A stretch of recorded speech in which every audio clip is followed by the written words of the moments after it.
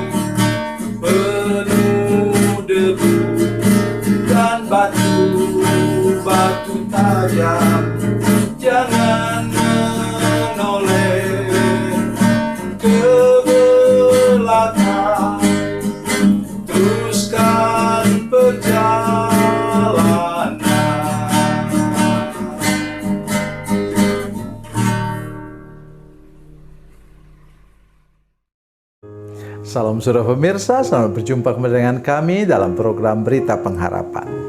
Saudara pemirsa, mari kita sungguh-sungguh punya daya tahan, kekuatan daripada Tuhan, karena perjalanan hidup kita tidaklah selalu mudah.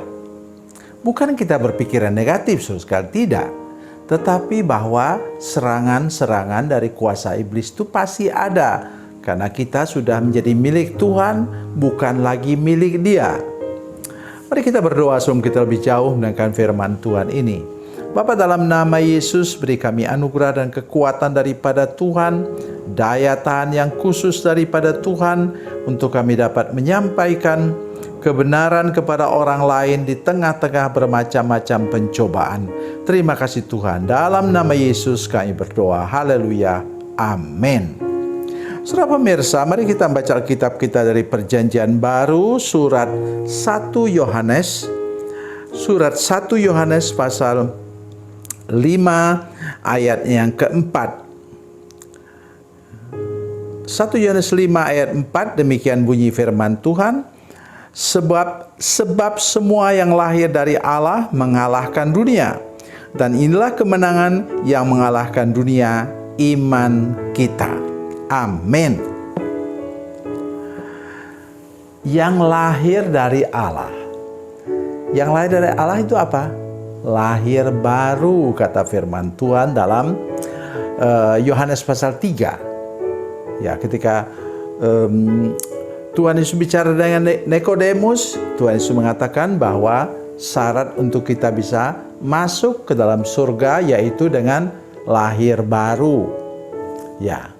Jadi orang yang bisa mengalahkan segala hal yang duniawi, kemauan duniawi, gaya hidup duniawi, kekayaan dan kehormatan duniawi, mahkota duniawi, medali emas duniawi, yaitu dengan kita bertobat, lahir baru, dan dilepaskan dari kutuk. Saudara pemirsa, saya mengajak kita hari ini untuk benar-benar sadar bahwa tidak ada kekuatan yang mampu melawan kuasa iblis kecuali kalau kita sudah bertobat, dilepaskan dari kutuk, sudah lahir baru. Saya bacakan untuk saudara sekalian firman Tuhan yang mengatakan hal itu dengan jelas dari Injil Yohanes pasal 1 ayat 12, katakan demikian. Yohanes 1 ayat 12. Tetapi semua orang yang menerimanya, menerima Yesus, diberinya kuasa supaya menjadi anak-anak Allah, yaitu mereka yang percaya dalam namanya. Kuasa di sini bukan power, saudara sekalian. Bukan dinamin. Ya. Itu yang dipakai dalam Kisah Rasul pasal 1 ayat 8. Tapi di sini dipakai kata exousia, wibawa. Misalnya, ketika seorang anggota kepolisian mengenakan pakaian seragamnya, maka dia sekarang punya wibawa. Bukan dibuat-buat. Dari pakaian seragamnya itu, dari tanda pangkat yang dia kenakan itu, dia kemudian mengenakan kayak bagian tangan sini yang menunjukkan bahwa dia polisi lalu lintas. Dia sudah berwibawa, berdiri di tengah jalan itu ketika lampu lalu lintas mati, dia berdiri di tengah jalan, kemudian dia mengatur semua orang harus ikut apa yang dia atur. Itu namanya wibawa. Jadi kita sesudah kita bertobat, lahir baru dan lepaskan dari kutuk, kita punya wibawa surgawi. Contoh apa? Ya. Saya sudah melayani Tuhan 50 tahun lebih sekarang, dan ketika saya bertemu dengan orang kerasukan, saya katakan dalam nama Yesus, setan pergi. Dan setannya pergi. Ya.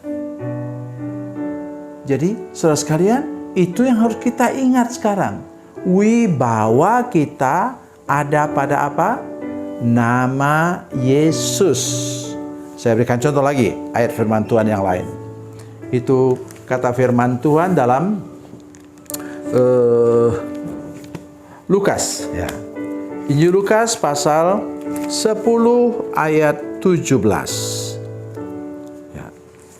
Perhatikan baik-baik. Lukas pasal 10 ayat 17. Demikian bunyi firman Tuhan. Kemudian ke-70 murid itu kembali dengan gembira dan berkata, Tuhan juga setan-setan takluk kepada kami demi namamu. Nama siapa? Nama Yesus. Ya. Oleh karena itu kita diberi wibawa. Nah, ini tentang orang kerasukan setan. Tapi saya mau mengatakan kepada sekalian, dalam pencobaan di dunia ini begitu banyak pencobaan. Karena iblis juga tahu kelemahan kita. Nah, kalau kelemahan kita misalnya mau hidup mewah, mau apa saja, maka dia bisik-bisik, gajimu tidak cukup itu. Ya, kamu harus ambil sedikitlah itu dari situ. Sedikitnya berapa? 10 miliar. Kalau sudah anak Tuhan, sudah bisa katakan kepada iblis, dalam nama Yesus, keluar roh korupsi. Roh korupsi itu roh apa? Roh mamon. Jadi sudah bisa begitu. Ya, kemudian apalagi katanya tadi? Ayat firman Tuhan tadi mengatakan kepada kita semua yang lahir dari Allah mengalahkan dunia. Dan inilah kemenangan yang mengalahkan dunia, iman kita. Itu nanti silahkan saudara baca. Efesus pasal 6 ayat 10 sampai 20 mengatakan sana, perisai kita ialah iman yang dapat mematahkan apa? Panah berapi dari si jahat. Pada masa itu yang paling ditakuti orang ialah panah berapi, api. Sehingga itu dapat membakar kemah orang, membakar orang sendiri. Tapi Alkitab katakan bahwa iman kita itu seperti perisai yang dapat menangkal semua serangan dari kuasa kegelapan. Oleh sebab itu, saudara harus hidup beriman. Beriman artinya percaya sungguh-sungguh kepada Tuhan dan kepada Yesus, dan saudara percaya bahwa segala serangan dari iblis, ya sekarang mungkin seperti rudal tuh, ya peluru kendali menyerang saudara sekalian, itu pun dapat engkau tangkis dengan iman, sehingga hidupmu aman sampai ke garis akhir. Tuhan Yesus memberkati, Tuhan Yesus baik. Mari kita berdoa. Bapa, dalam nama Yesus kami mengucap syukur untuk janji firman Tuhan bagi kami yang sudah menjadi anak-anak-Mu. Kami diberi wibawa oleh Tuhan untuk mengalahkan segala bentuk kuasa kegelapan, pencobaan dari iblis dalam hidup kami.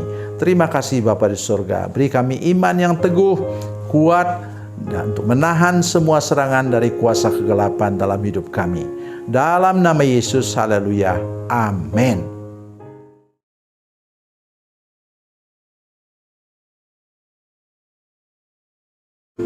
Salam saudara pemirsa, mengakhiri program ini saya mohon kepada saudara-saudara pemirsa sekalian untuk bila saudara menyaksikan program ini melalui channel YouTube, maka tekan subscribe dan bunyikan lonceng.